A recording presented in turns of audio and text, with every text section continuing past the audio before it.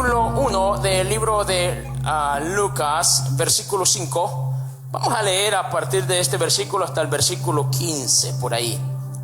Y vamos a hablar acerca de la oración, de la importancia de orar y ser perseverantes en la oración. Dice la escritura, a partir del verso 5, hubo en los días de Herodes, rey de Judea, un sacerdote llamado Zacarías, de la clase de Abías. Su mujer era de las hijas de Aarón y se llamaba Elizabeth. Ambos eran justos delante de Dios. Ve estas cualidades. Ambos eran justos delante de Dios y andaban irreprensibles en todos los mandamientos y ordenanzas del Señor. ¿En cuántos? En todos. Pero no tenían hijos. Vea, el hecho que nosotros vivamos una vida impecable delante de Dios no quiere decir que no van a haber algunas necesidades que se puedan presentar en nuestras vidas. Pero no tenían hijos, porque Elizabeth era estéril. Otro problema más, aparte que la mujer era estéril, era que ambos eran, ahora no solo uno. Primer necesidad o problema, si lo podemos llamar así, es que Elizabeth era estéril.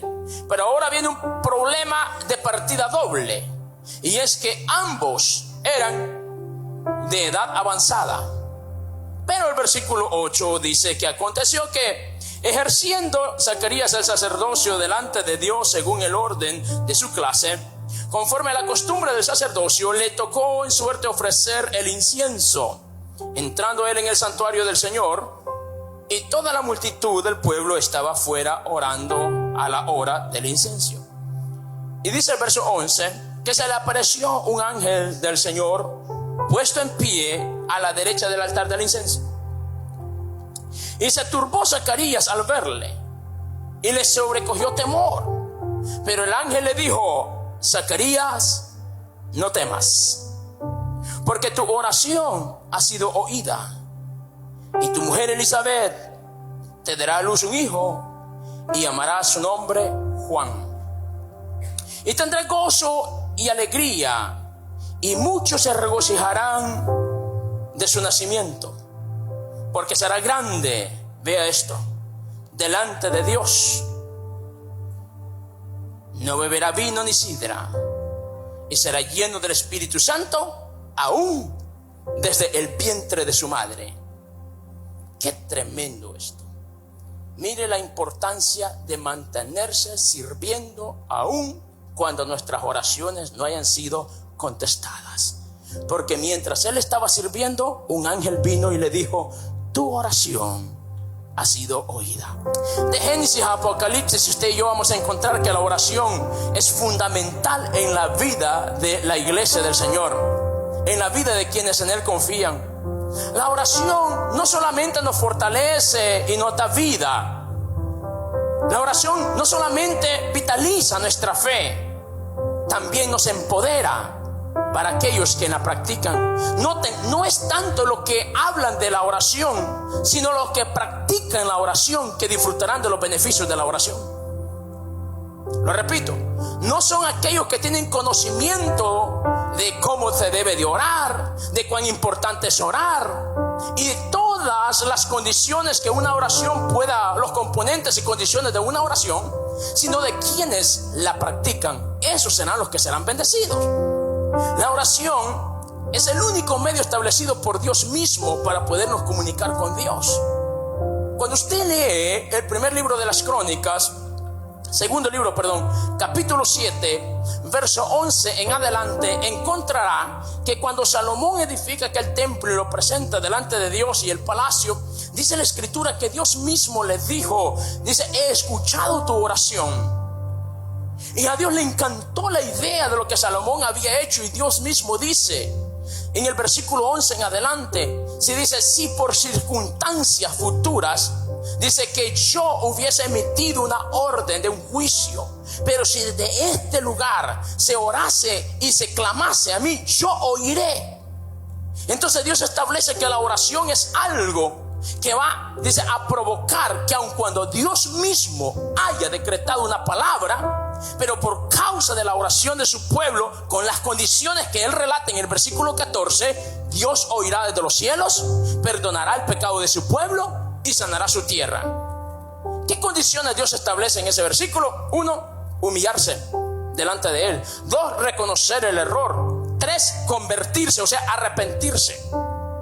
Cuando nosotros vemos lo que Dios habla en el Antiguo Testamento y vemos a Jesús en el Nuevo Testamento, el Hijo de Dios, Dios mismo, vea, orando y dependiendo de Dios permanentemente.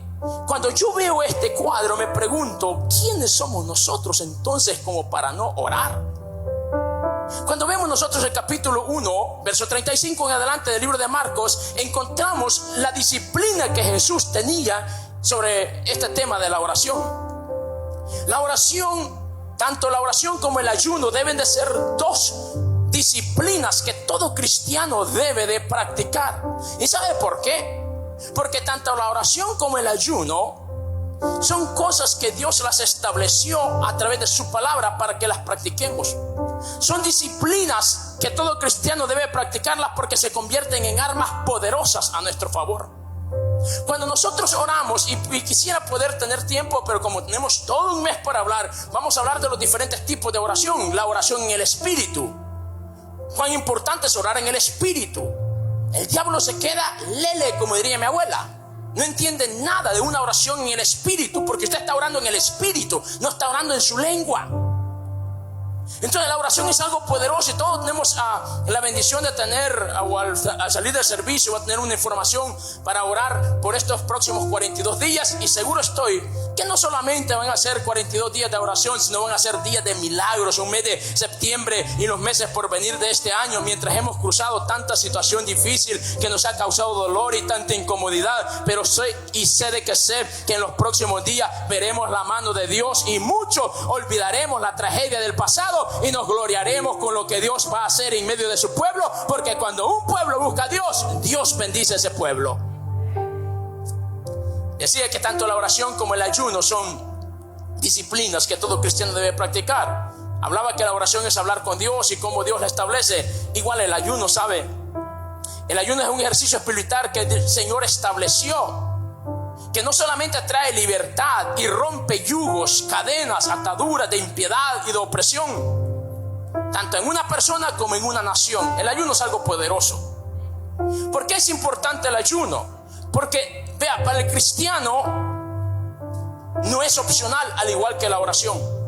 Cuando usted lee el capítulo 6 del libro de Mateo, el Señor nos dice: si tienes tiempo de orar, si puedes, si lo consideras importante. Él dice: ¿cuándo oré? O sea, es algo que hay que hacerlo. Cuando lee el capítulo 18 del libro de Lucas, el versículo 1, el Señor refiere a aquella parábola y habla acerca de la necesidad. Vea, primero establece como un mandamiento, como algo importante de hacerlo, pero en el capítulo 18 de Lucas lo presenta como una necesidad de orar y dice: ¿cuándo? En todo tiempo. Y yo me pregunto, ¿y aquellos cristianos que solo oran cuando se acuerdan? Y regreso al principio del capítulo 1 de Marcos. Dice que, pastor, yo estaba leyendo a partir del verso 32. Jesús estuvo ministrando durante la noche y tarde de la noche, casi hasta la madrugada, en esa historia en particular. ¿Y sabe algo? Que dice el versículo 35 que cuando era muy temprano, antes de que amaneciese, Jesús se levantó para ir a orar. Yo me pregunto, ¿cuántos de nosotros a veces por andar a las carreras, apurados contra el tiempo, no tuvimos tiempo para orar? Y oramos solo cuando estamos en necesidad. Y cuando vemos a Jesús, a Dios mismo encarnado, que pudo haber dicho, al igual que sus discípulos: nos quedamos trabajando hasta tarde en la noche, ocupados con tanta necesidad del pueblo, vamos a descansar un rato más. Jesús no, porque para Jesús era una disciplina, para Jesús era una prioridad la oración. Le pregunto, ¿qué lugar ocupa para usted y para mí la oración?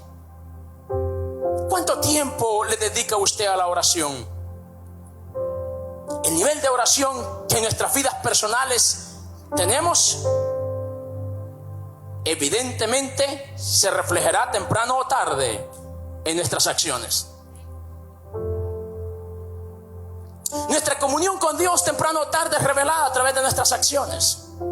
Por eso claramente dice la palabra que de la abundancia del corazón habla la boca.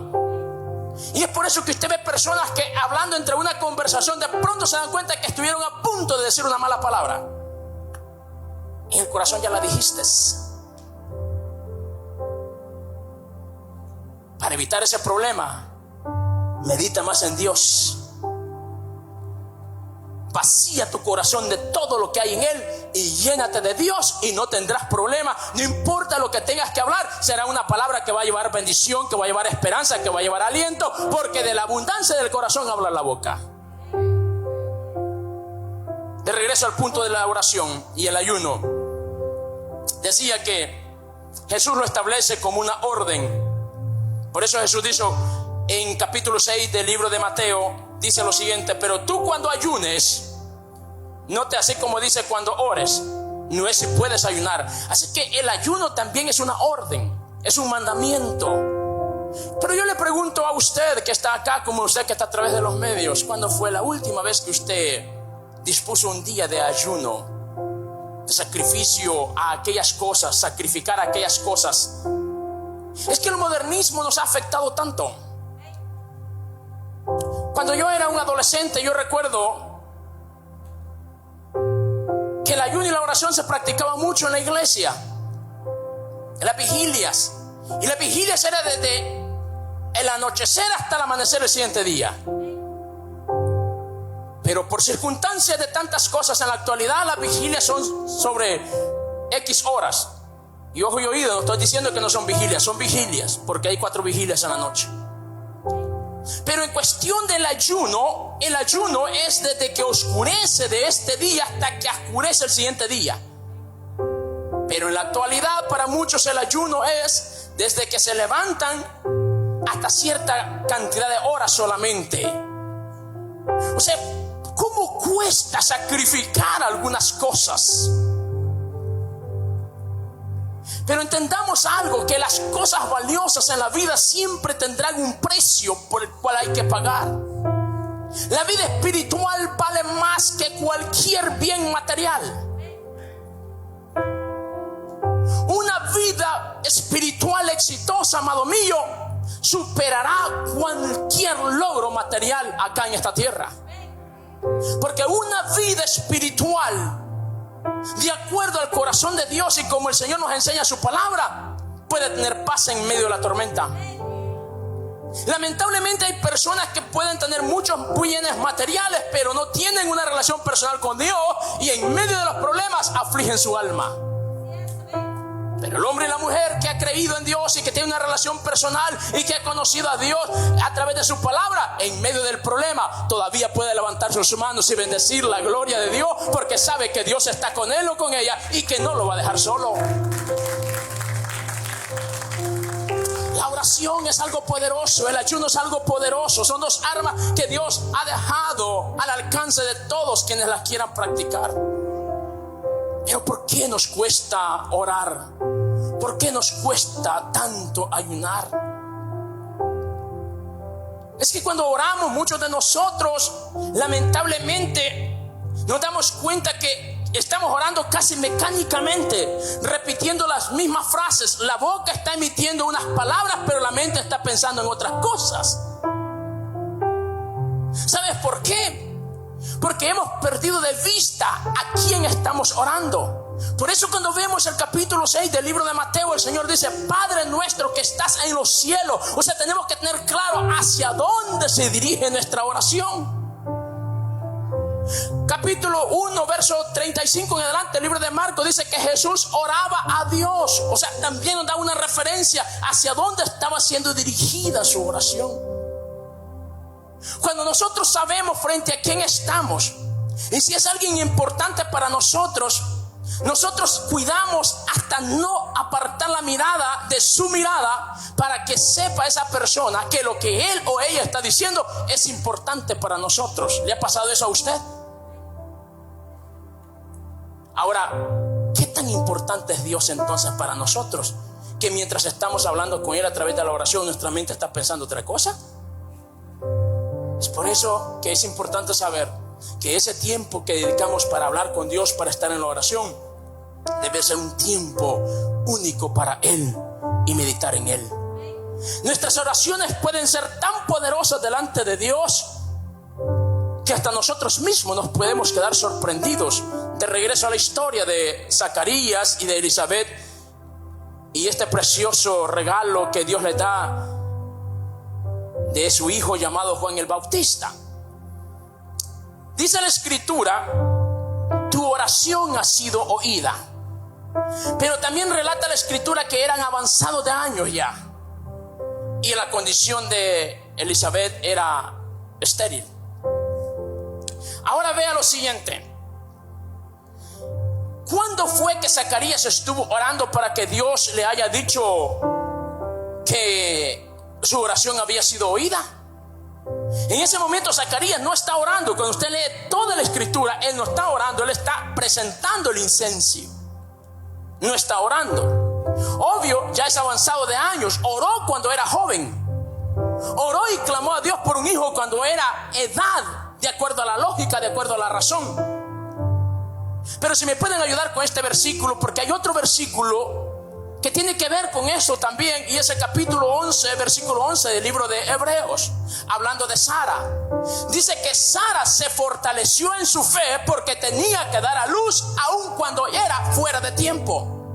Es que para la lógica, para la razón, pueda que estemos fuera de tiempo, pero en el tiempo de Dios siempre será un tiempo perfecto. Cuando tú oras y clamas a Dios, ve lo que dice: por la fe la misma Sara, siendo estéril, se fortaleció para concebir, y porque tenía que dar a luz aun cuando era fuera del tiempo de su edad. Pero le creyó a Dios, que quien le había dado la promesa era fiel. Y yo estoy aquí para decirte: el Dios que te dio la promesa es fiel, y tu oración ha sido oída delante de Él, y tienes que seguir creyendo aun cuando para la lógica y para la razón ya esté fuera de tiempo. El hombre mide por un tiempo cronometrado, pero Dios actúa por un tiempo kairos, un tiempo perfecto, preciso. Zacarías y Elizabeth quizás ya se habían conformado, quizás ya habían hablado de su vejez y cómo terminarían, y quizás habían lamentado el hecho de no haber podido concebir. Lo que ellos no sabían era que Dios no solamente ya les había oído, sino también ya tenía preparado algo, de lo cual hemos leído que dijo que Juan el Bautista sería grande delante de Dios, no de los hombres, delante de Dios. ¿Qué es lo que te quiero decir? Que si has tenido que esperar por la respuesta de Dios a tu oración, a tu clamor, Él ya vio tus lágrimas, Él ya vio tu desesperación, Él ya vio la aflicción de tu corazón, y seguro estoy que tu oración ha sido oída por Dios. Y alguien tiene que creer esta noche que cuando tu oración ha sido oída por Dios, no hay obstáculo que pueda interrumpir, no hay obstáculo que pueda detener lo que Dios ha determinado que te va a dar. Porque al igual que Daniel, dice la Biblia, Dios le mandó la bendición, pero hubo un obstáculo que se interpuso, pero no por mucho tiempo, solo 21 días, porque después Dios envió refuerzo y ya el enemigo no pudo detener la bendición.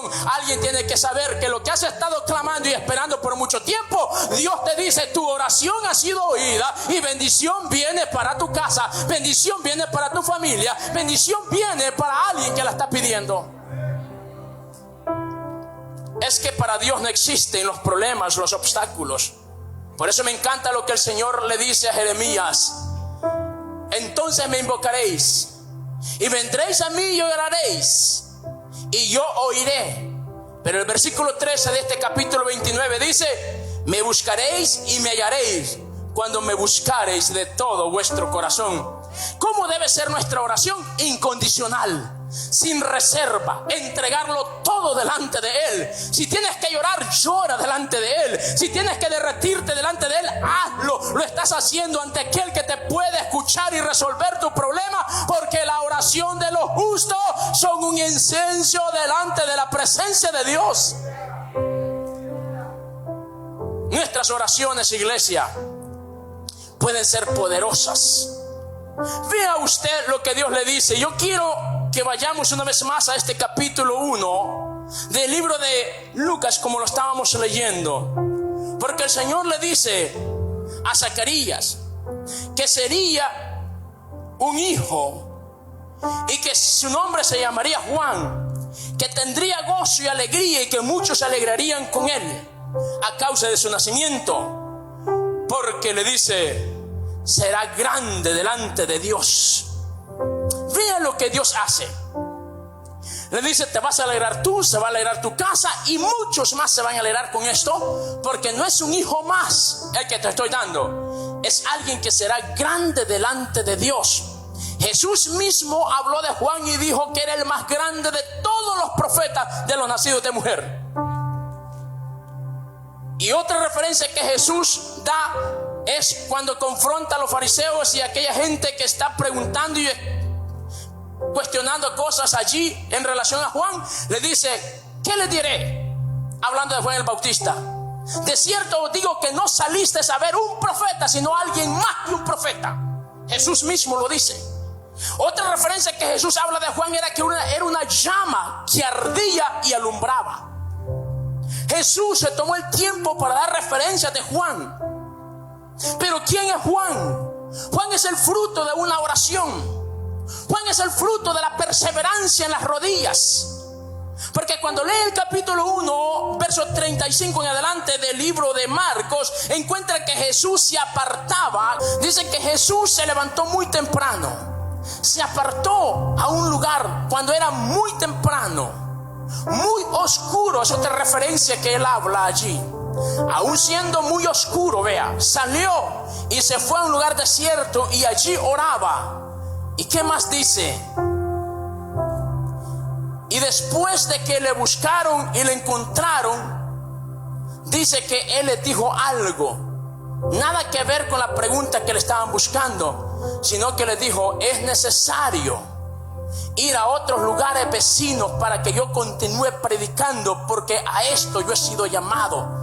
Pero una de las razones por las cuales le hacía mención de este pasaje es que cuando usted lee este pasaje, verso 35 en adelante, encuentra que Jesús se levantaba muy temprano cuando era muy oscuro. Dos expresiones parecidas pero diferentes: muy temprano y muy oscuro.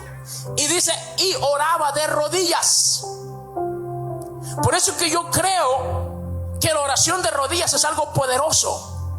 Cuando usted lee el salmista en el Salmo 119, en el Salmo 5, habla cosas poderosas cuando dice, de mañana temprano me levantaré, me presentaré delante de ti y el resto del día esperaré en tus promesas.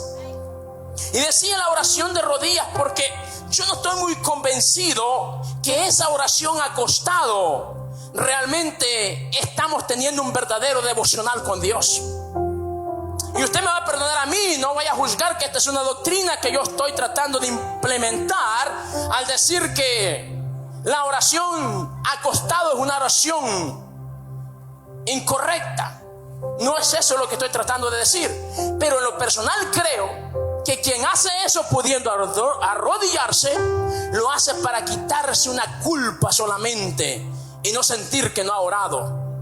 La oración no es una carga, iglesia amada del Señor. La oración es algo que se disfruta. La oración es algo que uno tiene que tener deleite. La oración es algo en lo cual uno tiene que alegrarse, porque estoy hablando con el creador de los cielos y la tierra. Estoy hablando con el que me puede oír, me puede escuchar y me puede resolver mi problema. Estoy hablando con aquel el cual dice la palabra, clama a los justos y Jehová oye. Y que muchas podrán ser las aflicciones de estos, pero de todas ellas los librará. Entonces, la oración es para alegrarse, para disfrutarla. Será grande delante de Dios. ¿Y por qué traía esto a mención? Porque vea, Zacarías y Elizabeth han orado, al igual que Ana del capítulo 1 del primer libro de Samuel, ha orado.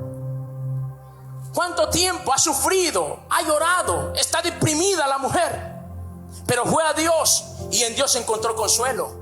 Y no solamente encontró consuelo, mire la clase de hijo que Dios le dio a un Samuel. Ahora hagamos una comparación de Samuel y Juan.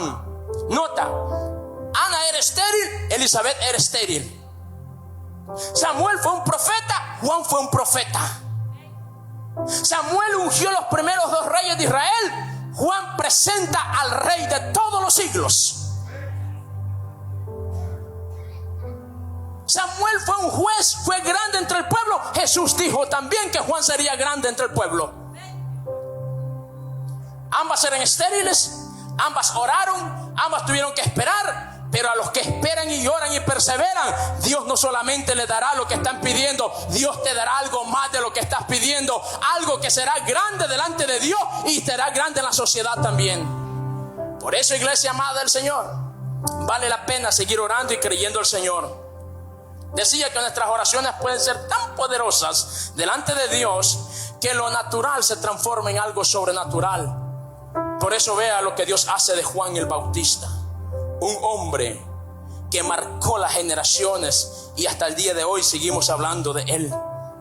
Y para terminar, nuestras oraciones pueden ser tan poderosas y son tan importantes porque pueden cambiar cualquier realidad que estemos viviendo, por difícil o complicada que ésta pueda ser.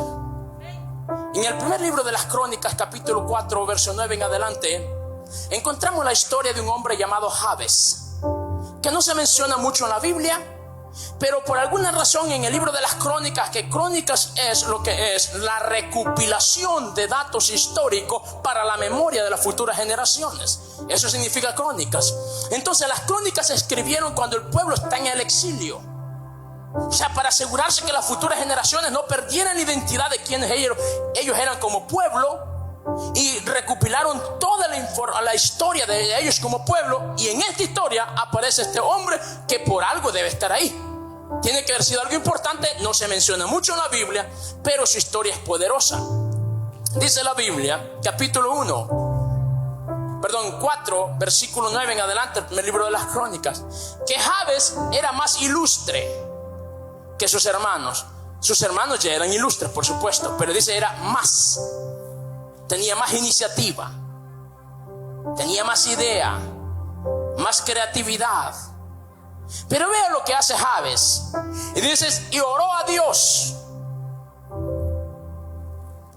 Y dice la Biblia que el nombre de Jabes se lo dieron. Le nombraron Jabes porque con dolor lo tuvo su madre. Jabes significa dolor, tragedia, sufrimiento. Pero dice invocó. Invocar es algo más que pedir. Invocar es pedir con sentido de desesperación.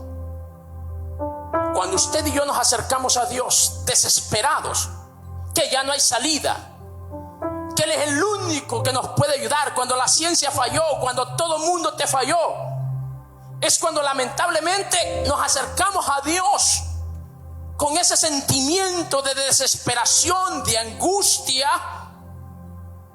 La pregunta ¿es necesario tener que pasar por el sufrimiento, por el dolor, para reconocer de que Dios nos puede ayudar y tener que acercarnos a Él y pedirle desesperadamente?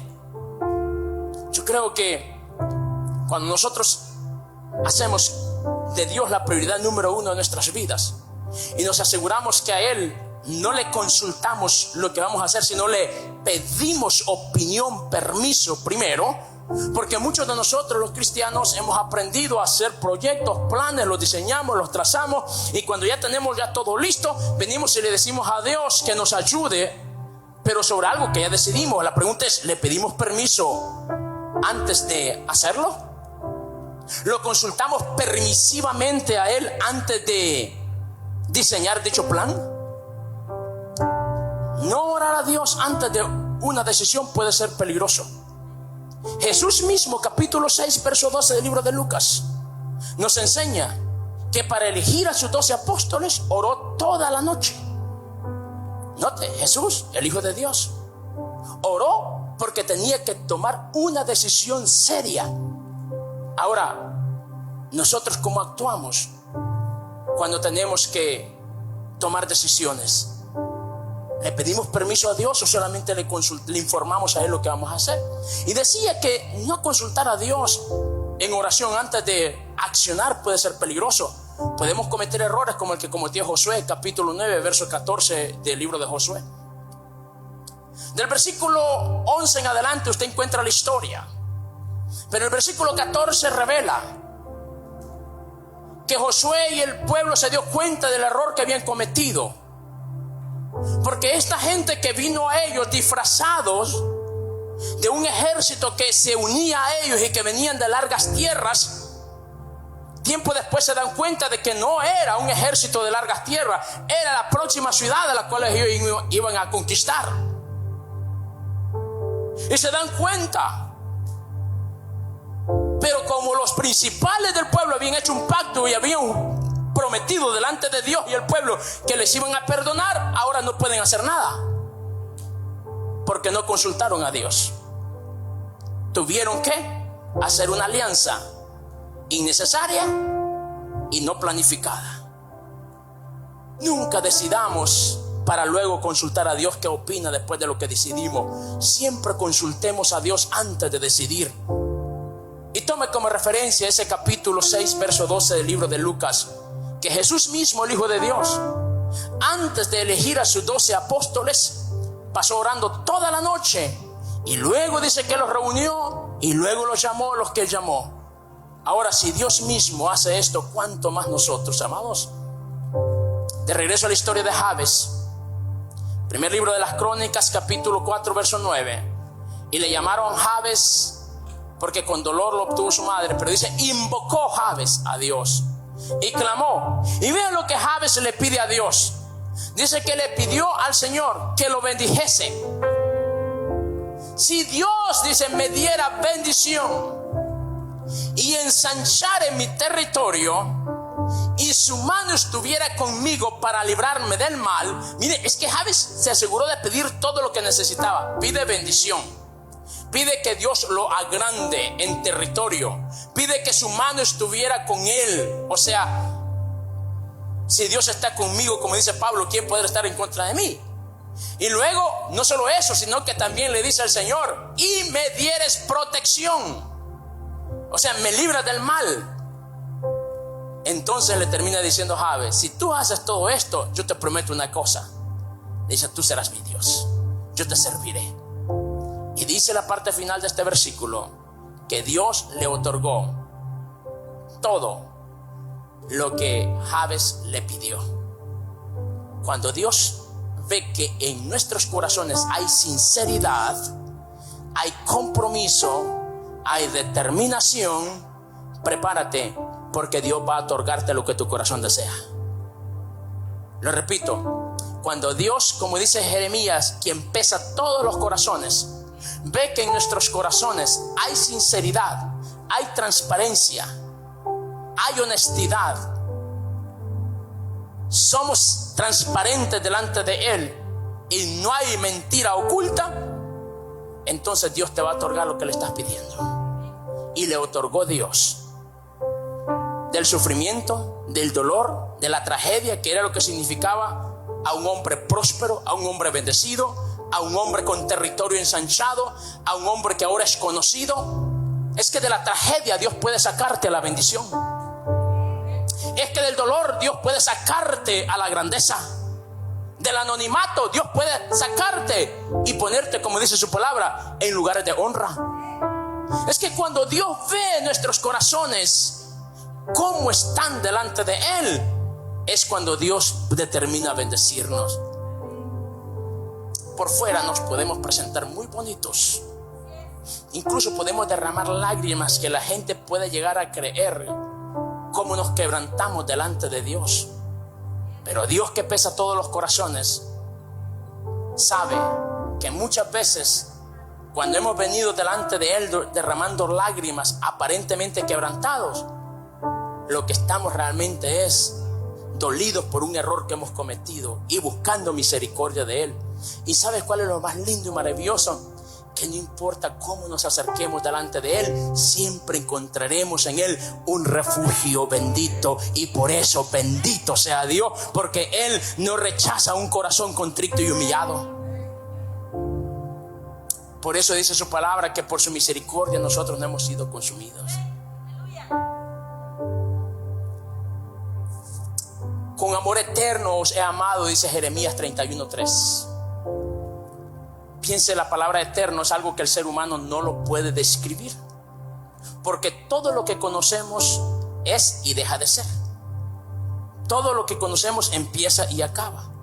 Todo. Hasta nuestra vida misma. Entonces el término eterno a nosotros en calidad de seres humanos nos cuesta comprender.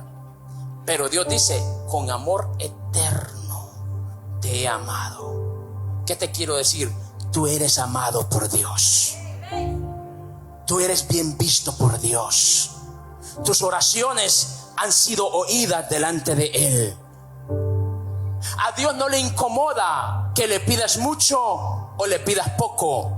Para Él nada de lo que nosotros podamos pedirle es demasiado, porque Él es la fuente de todas las cosas.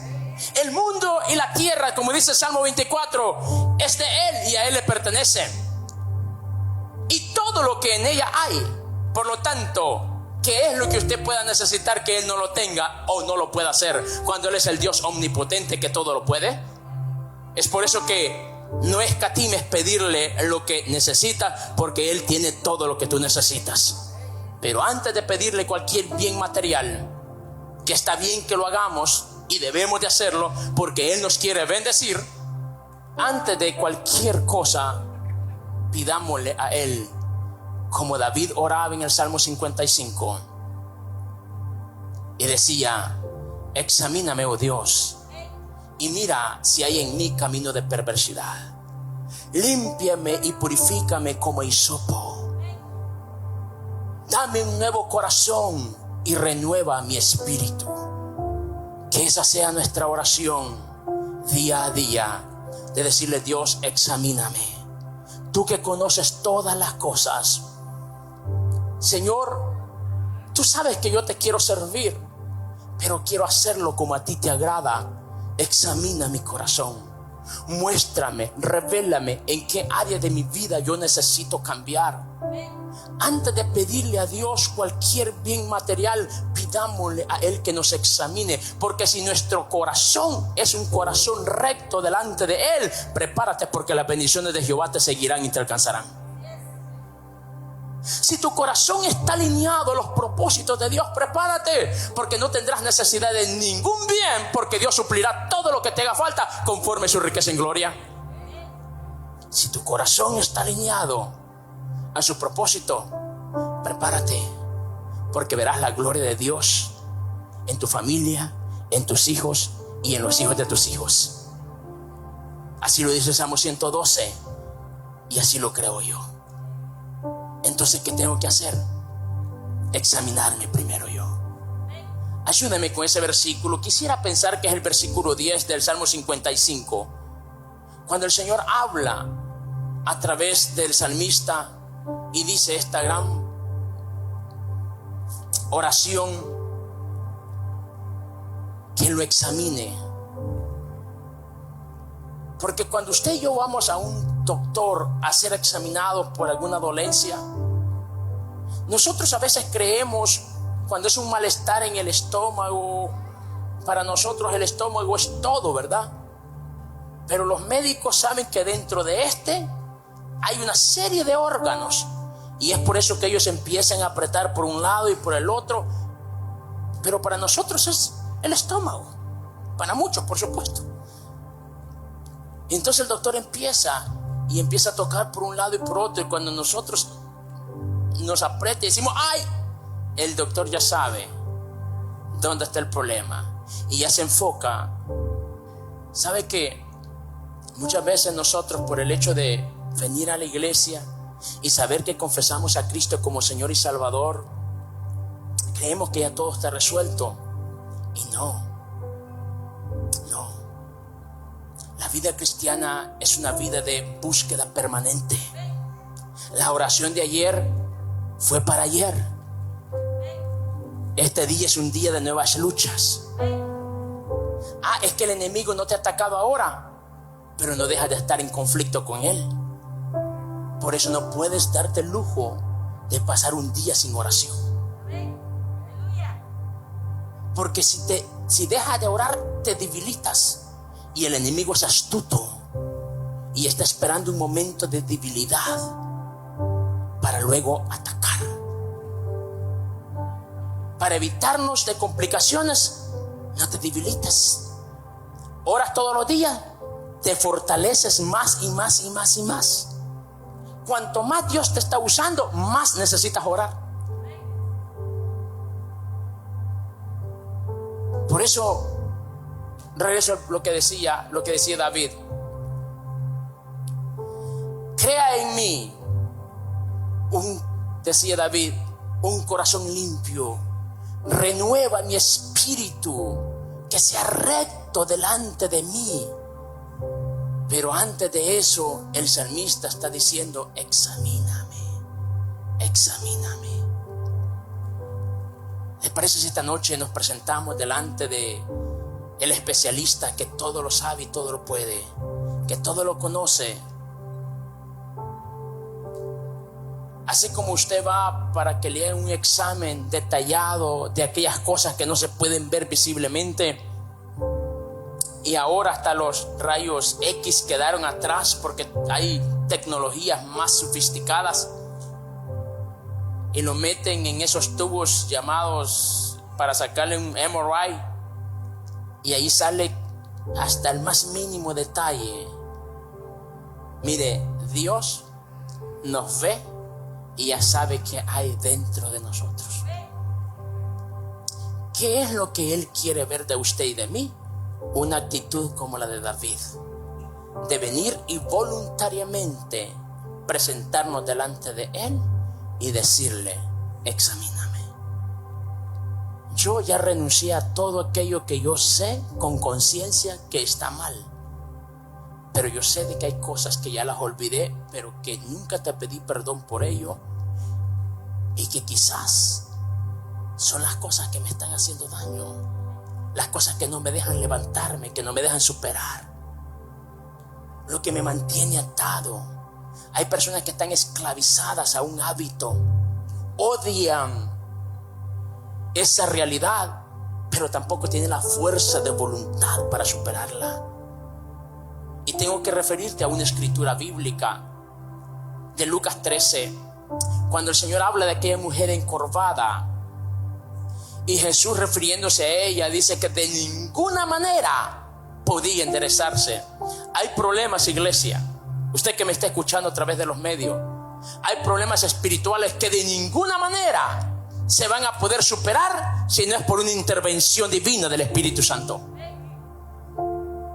Y para ello necesitamos rendir nuestra voluntad a Él y presentarnos delante de Él como David y decirle: examíname. Yo rindo todo lo que soy delante de ti. Aquí estoy. Pero si tú sabes que hay algo dentro de mí que no conviene, rindo mi voluntad y te pido que saques todo lo que hay dentro de mí y que llenes mi corazón con aquellas cosas que te agradan a ti.